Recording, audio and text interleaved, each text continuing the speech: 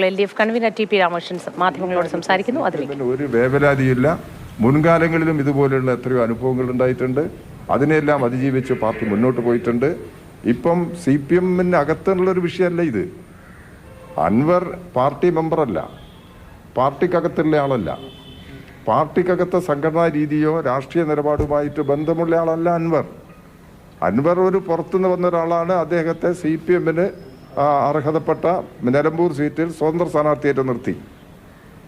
അത് ആ മണ്ഡലത്തിലെ ഒരു അന്നത്തെ സാഹചര്യത്തിൻ്റെ അടിസ്ഥാനത്തിൽ തീരുമാനമെടുത്തതാണ്. അതല്ലാതെയുള്ള യാതൊരു ബന്ധവും CPM-ഉം അൻവറുമായിട്ടില്ല. അതാണ് യാഥാർത്ഥ്യം. അങ്ങനെയുള്ള ഒരാൾ പാർട്ടിക്ക് വെളിയിൽ എത്ര ആളുകൾ ഇത്തരം പ്രശ്നങ്ങളൊക്കെ ഉന്നയിച്ചു വരുന്നുണ്ട്. അതിൽ നിന്ന് വ്യത്യസ്തമായ ഒരു നിലയൊന്നും പാർട്ടിയെ സംബന്ധിച്ചിടത്തോളം ഈ പ്രശ്നങ്ങളിലില്ല.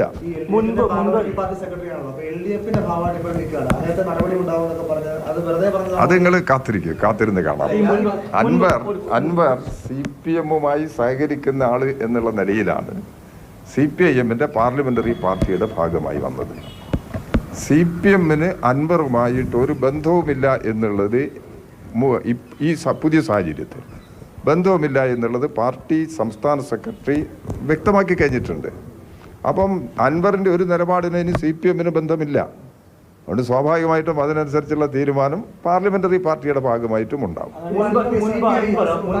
മുൻപ് അൻവർ കോൺഗ്രസിനും BJP-ക്കും ലീഗിന് രൂക്ഷ വിമർശനം ഉന്നയിക്കാറുണ്ട്. ഇന്നലെ അൻവർ പറഞ്ഞ ഓപ്ഷൻ്റെ അത് കോൺഗ്രസും BJP-യും ലീഗും വരുവാണ്.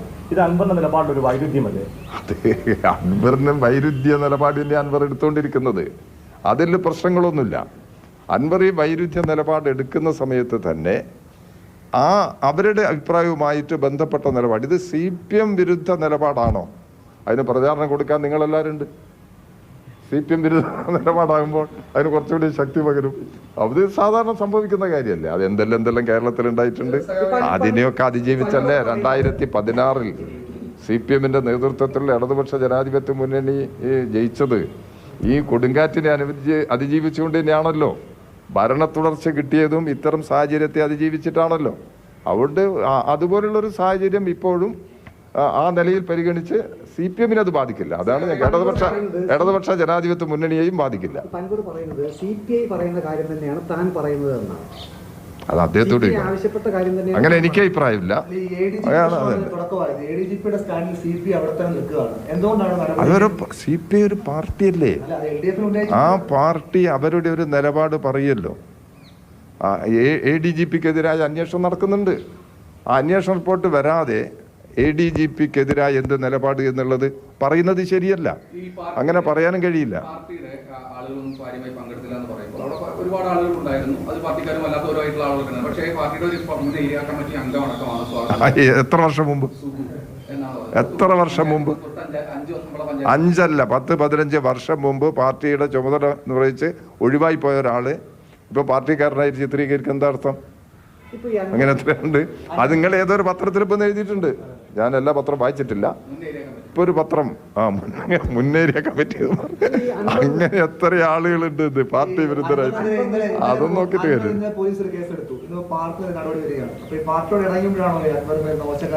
ഇടഞ്ഞു കഴിഞ്ഞല്ലോ. അൻവറായിട്ട് പാർട്ടി അടഞ്ഞതല്ല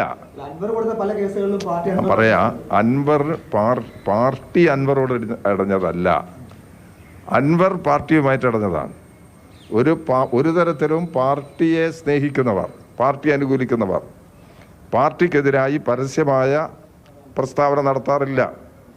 അൻവർ സാധാരണ നേടുന്ന വ്യത്യസ്തമായി പാർട്ടിക്കെതിരായിട്ടും ഇടതുപക്ഷ ജനാധിപത്യ ഗവൺമെന്റിനെതിരായിട്ടും പ്രത്യേകിച്ച് മുഖ്യമന്ത്രിക്കെതിരായിട്ടും അതിരൂക്ഷമായ ആക്രമണമാണ് അയാൾ നടത്തിയത്. പിന്നെ അദ്ദേഹത്തോട് നിശബ്ദമായിട്ടുള്ള ഒരു നിലപാട് സ്വീകരിക്കാൻ കഴിയില്ല. അതുകൊണ്ടാണ് CPM-ന്റെ സംസ്ഥാന സെക്രട്ടറി പറഞ്ഞത് അൻവറിന് ഇത്തരം ഒരു സാഹചര്യത്തിൽ തുടർന്ന് CPM-ആയിട്ട് ബന്ധമില്ല. ഇത് നമ്മൾ വ്യക്തമാക്കി കഴിഞ്ഞിട്ടുണ്ട്. അപ്പോൾ അൻവർ ഇങ്ങനെ ഒരു നിലപാടായിട്ട് ബന്ധപ്പെട്ട് അങ്ങനെ പോകട്ടെ. അത് CPM-നെ ബാധിക്കുന്നില്ല. CPM അത് അത്ര വലിയ ഗൗരവമുള്ള വിഷയമായിട്ട് കാണുന്നില്ല. CPM-ന്റെ സംഘടനാ പ്രവർത്തനവും രാഷ്ട്രീയ നിലപാടുമായിട്ട് മുമ്പോട്ട് പോകും. അതിൻ്റെ അപ്പുറത്തുള്ള കാര്യങ്ങളൊന്നുമില്ല. അത് അവരോട് ചോദിക്ക്, കടന്നൽ രാജാക്കളോട് ചോദിക്ക്. അതൊന്നും CPM-ന്റെ മേലെ കെട്ടിവെക്കണ്ട. അത്ര ചില അഭിപ്രായങ്ങൾ പറയുന്നത് അത് ഒരു പാർട്ടിയിലും പെടാത്തവരും പാർട്ടിയിൽ പെടുന്നവരും ഒക്കെ ഉണ്ടായേക്കാം. ഇയാൾ കേസിന്റെ കാര്യത്തിൽ കേസ് പെടുത്തിരിക്കുന്നത് ഒരു നിയമവിരുദ്ധമായിട്ടുള്ള ഒരു നിലപാടിനാണ്. അത് സ്വയമേവ കേസെടുത്തതല്ല, പരാതിയുടെ അടിസ്ഥാനത്തിലാണ് കേസെടുത്തത്. എന്നാൽ ഒരാളുടെയും നിങ്ങളും ചെയ്യാൻ പാടില്ല, ഞാനും ചെയ്യാൻ പാടില്ല, ആരെങ്കിലും ഒരു ഒരു ഒരു ടെലിഫോൺ സന്ദേശം ചോർത്തുക മാത്രം അത് പ്രസിദ്ധീകരിക്കുകയും ചെയ്യുക. ഇതാണല്ലോ ഇപ്പോൾ സംഭവിച്ചിരിക്കുന്നത്. അതാരും ചെയ്യാൻ പാടില്ലാത്തതാണ്, അത് നിയമവിരുദ്ധമാണ്. അത് സംബന്ധിച്ചുള്ള പരാതി ഗവൺമെന്റിൽ വന്നു. ആ പരാതിയുടെ അടിസ്ഥാനത്തിലാണ് ഇപ്പോൾ കേസെടുക്കുന്ന നടപടി സ്വീകരിച്ചിരിക്കുന്നത്. നിയമപരമാണത്. അതിലൊന്നും എനിക്ക് അഭിപ്രായം പറയാൻ കഴിയുന്നതല്ല. അദ്ദേഹം വാർത്താ സമ്മേളനത്തിലടക്കം ഒരാഴ്ചയ്ക്ക് മുമ്പ് 33 ലക്ഷം ബൈക്ക് കാശായിട്ട് തന്നെ കൊടുത്ത് ഒരു ഫ്ലാറ്റ് വാങ്ങുന്നു. 10 ദിവസത്തിന് ശേഷം 65 ലക്ഷത്തിന് കൈമാറുന്നു. അതും പണമായി തന്നെ. ആരെ പറ്റിയാ പറയുന്നത്? അത് പരിശോധിക്കാൻ വേണ്ടി വിജിലൻസിനെ ചുമതലപ്പെടുത്തിയിട്ടുണ്ടല്ലോ.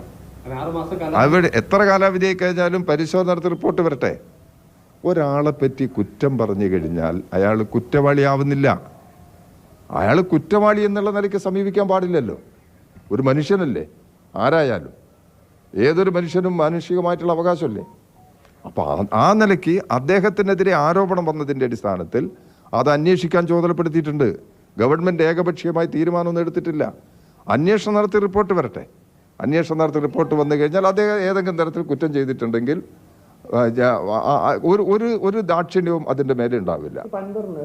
അതാണ് നിലപാട്. ഒപ്പം തന്നെ പാർട്ടി സംസ്ഥാന സെക്രട്ടറി കൊടുത്ത മറുപടി അത് സോഫ്റ്റ് ആണെന്ന് തോന്നുന്നു. എങ്ങനെ സോഫ്റ്റ്? ഒരു പ്രശ്നം ഉന്നയിച്ചാൽ അതിനല്ലേ മറുപടി കൊടുക്കുക. പ്രശ്നം ഉന്നയിച്ചാൽ അതിനല്ലേ മറുപടി കൊടുക്കുക. ഈ പരാതിക്ക് ഒരു റിട്ടേൺ ഒരു മറുപടി ഒന്നും കൊടുത്തിട്ടില്ല. അൻവറുമായിട്ട് സംസാരിക്കുകയാണ് ചെയ്തിട്ടുള്ളത്. പാർട്ടിയുടെ മുമ്പിലുള്ളത് പാർട്ടി പരിശോധിച്ച ഒരു നടപടിയിലേക്കൊന്നും പോയിട്ടില്ലല്ലോ. പാർട്ടി സംസ്ഥാന സെക്രട്ടറി തന്നെ സ്ഥലത്തുണ്ടായിരുന്നില്ല. അദ്ദേഹം വന്നതിന് ശേഷം ഈ കാര്യങ്ങളെല്ലാം നോക്കുന്നത്. അതിനിടയിൽ അൻവർ പാർട്ടിക്കെതിരായിട്ട് ശക്തമായ നിലപാടെടുത്ത് കഴിഞ്ഞാൽ അതിന്റെ പരിശോധനയ്ക്കാണോ പിന്നെ സമയം? അപ്പൊ ആ നിലപാടാണ് പാർട്ടി എടുത്തത്. മുഖ്യമന്ത്രി വാപ്പയെ പോലെയാണ് മനസ്സോടെന്ന് പറയുന്നത്. ഈ കുടുംബത്തിൽ കലഹമുണ്ടാകാൻ കാരണം ആശയപരമാണോ ആമാശയപരമാണോ? അത് നിങ്ങൾ തീരുമാനിക്കും. അൻവർ ബാപ്പയെ പോലെയാണെങ്കിൽ ഒരു കുടുംബത്തിൽ പല പ്രയാസം ഉണ്ടാവില്ല. അപ്പം ബാപ്പേനെ ആരെയും കുത്തിക്കൊല്ലലുണ്ടോ? അച്ഛനെ കുത്തിക്കൊല്ലു ആരെങ്കിലും? LDF കൺവീനർ TP രാമകൃഷ്ണൻ മാധ്യമങ്ങളോട് സംസാരിക്കുകയാണ്.